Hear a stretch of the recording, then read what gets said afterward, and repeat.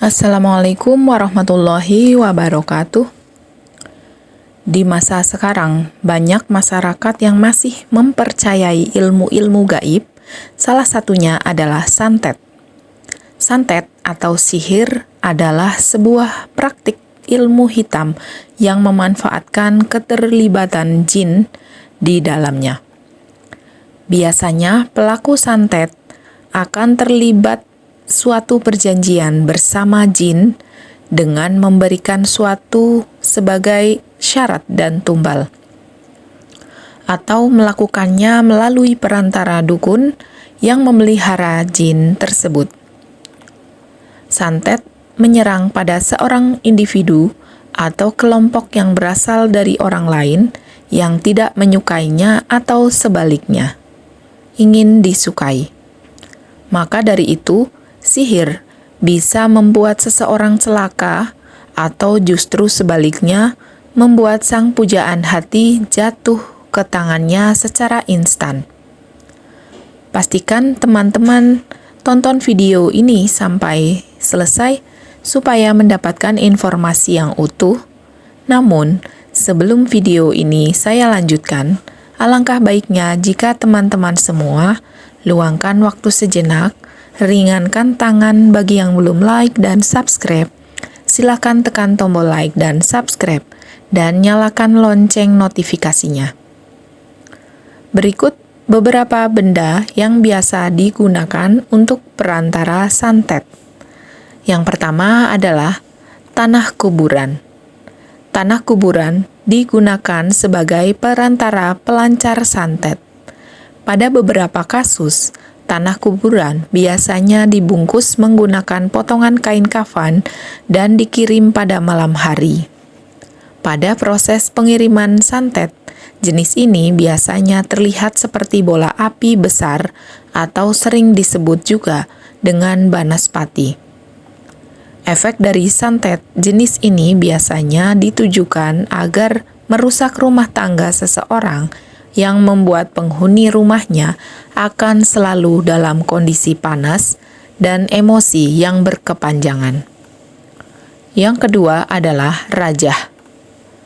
Rajah adalah sebuah kertas bertuliskan tulisan-tulisan acak yang biasanya ditulis dalam huruf Arab. Kadang rajah ini dibentuk menjadi bentuk manusia atau hewan dan pola-pola tertentu. Banyak masyarakat Indonesia masih percaya khasiat rajah dan mengatakannya sebagai budaya atau didasari stigma konyol. Semua tulisan Arab adalah Al-Quran tanpa tahu artinya. Padahal Islam secara tegas sudah menyebutkan rajah adalah bagian dari praktik sihir yang tercela. Yang ketiga adalah buhul-buhul atau ikatan temali. Hampir semua praktek santet pemuncak paling atasnya adalah perjanjian dengan jin menggunakan buhul. Buhul adalah ikatan yang di dalamnya terdapat perjanjian dengan jin. Ikatan ini ukurannya kecil sekali. Tali yang dipakai bisa berupa rambut, benang, dan lain-lain. Bisa bayangkan sehelai rambut yang diikat sehingga bagian tengahnya ada ikatan kecil. Nah, sekecil itu bisa dijadikan media buhul. Buhul ini adalah kunci pertama perjanjian dengan jin yang akan jadi partner manusia-manusia jahat. Yang mengerikan dari hal ini adalah sang pelaku penyantetan tidak akan menaruh buhulnya di tempat yang mudah dijangkau. Ada yang ditaruh di pondasi bangunan, dimasukkan ke botol lalu dilempar ke laut, diletakkan di dasar sumur atau atap rumah kosong, dan lain-lain. Benda yang keempat adalah praktik boneka santet.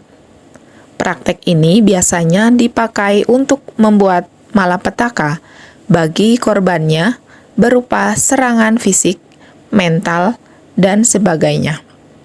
Syarat dari praktek ini sangat mudah, yaitu sesuatu yang ada pada diri orang yang mau disantet. bisa bermodalkan foto, rambut, kuku, darah, dan lain-lain. Benda yang kelima adalah binatang melata atau serangga. Santet tidak selalu berupa serangan langsung yang gaib, tapi juga melalui perantara hewan-hewan berbahaya atau menjijikan. Biasanya kemunculannya tidak wajar dan masif. Biasanya hewan-hewan yang dikirim berupa ular, kalajengking, ulat, kelabang, cacing, dan sebagainya. Hewan-hewan ini muncul secara rutin di dalam rumah. Umumnya, binatang-binatang ini muncul di kamar tidur atau di kamar mandi. Ketika menemukan hal ganjil ini, untuk kasus hewan yang datang adalah ular, maka usir terlebih dahulu. Disinyalir ular adalah bentuk yang paling berbahaya dari serangan ini. Usir sebanyak 3 kali. Kalau masih kembali juga, maka bunuh sambil membacakan ayat kitab suci. Demikian yang dapat saya sampaikan. Semoga kita semua selalu dalam lindungan Allah Subhanahu wa Ta'ala dari kejahatan guna-guna dan santet. Terima kasih. Wassalamualaikum warahmatullahi wabarakatuh.